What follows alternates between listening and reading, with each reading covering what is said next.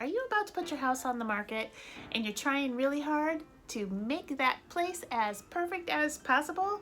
Of course you are. But just because you are working hard to put your house's best foot forward does not mean that you should get a massive case of disclosaphobia when it comes time to fill out your seller's property disclosure.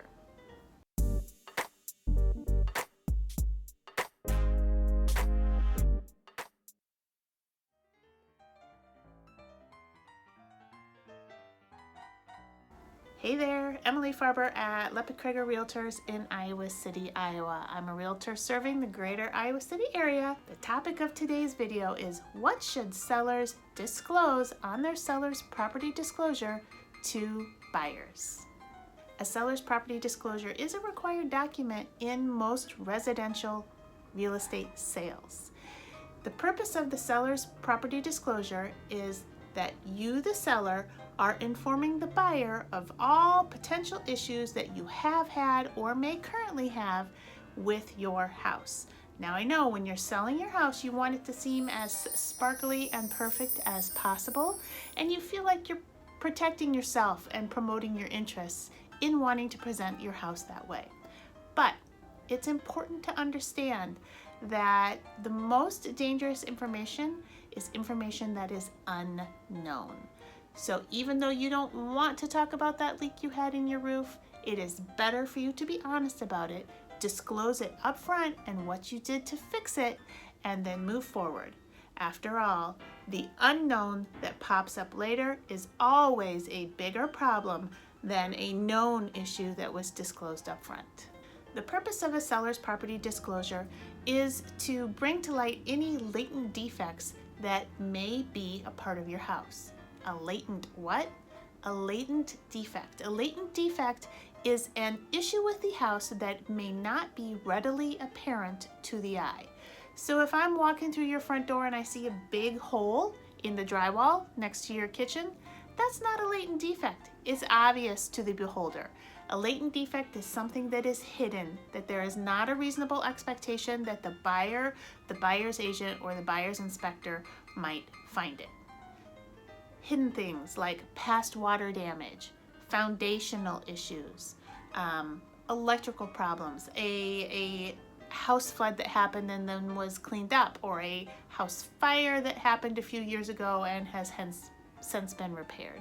Those are examples of latent defects, and those are things that you need to be very upfront with on your seller's property disclosure. More information is always better than less information, missing information, or inaccurate lies. Don't do it. There's been cases where I have toured a property and the seller's property disclosure is obviously inaccurate. For instance, I've been in houses where they say, oh no, we've never had any problems with water in the basement, yet while I'm there I can see water actively trickling in. That does not make me feel confident about the overall condition of the house, and it doesn't make me feel confident about the seller. When you hide things or lie about things, you are only raising more red flags and more problems for yourself as a seller. Don't do it. Be honest, be open, and disclose. When in doubt, disclose, disclose, disclose some more. It's always better to over-disclose. And you may think, oh my gosh, nobody's ever going to want to buy my house if they find out about all this random little nitty-gritty stuff about it. That is not true. It is always better for the buyer to walk in eyes wide open and be fully aware of what they are writing an offer on, rather than have a whole bunch of issues show up post-inspection or post-closing. That is where you run into a lot of trouble. The seller's property disclosure really protects not only the buyer in giving them a fuller understanding of the property that they are writing an offer on, it also protects you as the seller. And how is that, you think? I know it seems a little bit backwards, but it's true. Once an offer is written and the buyer initials and signs off on that seller's property disclosure, that means that they acknowledge that they are aware of all of those issues and they are not going to come back and hold you responsible for them later. Just because you put something on the seller's property disclosure does not necessarily mean that you have to fix it. Seller's property disclosures vary from state to state, county to county, and they even vary from city to city. Here in the greater Iowa City area, we have a seller's property disclosure that is pretty sparse. Our disclosure is only 2 pages long. It covers major components of the house.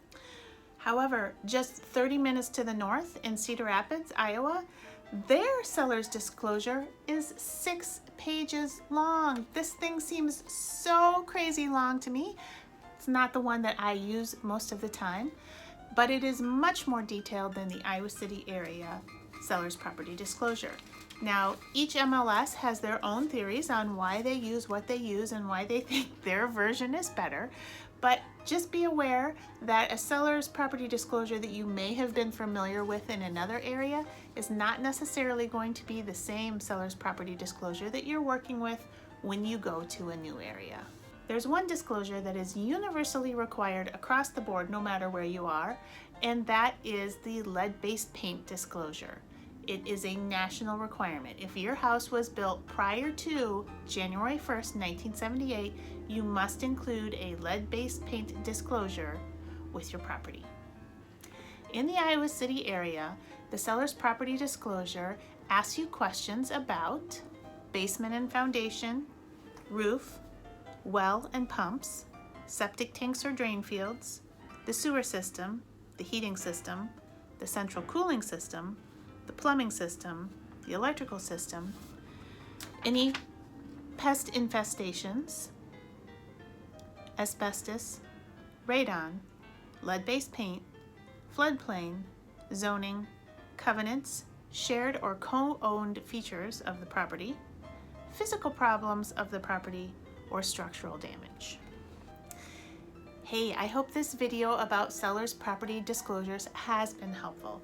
Remember, the seller's property disclosure doesn't only protect the buyer, it really protects you as the seller. So when in doubt, always disclose. Hey, as always, thanks for watching. Don't forget to subscribe, and if you hit that bell icon down below, this is my pro tip of the day, you'll be notified every time I put out a new video, which is every Friday. I hope you have a great day, and I'll catch you next time.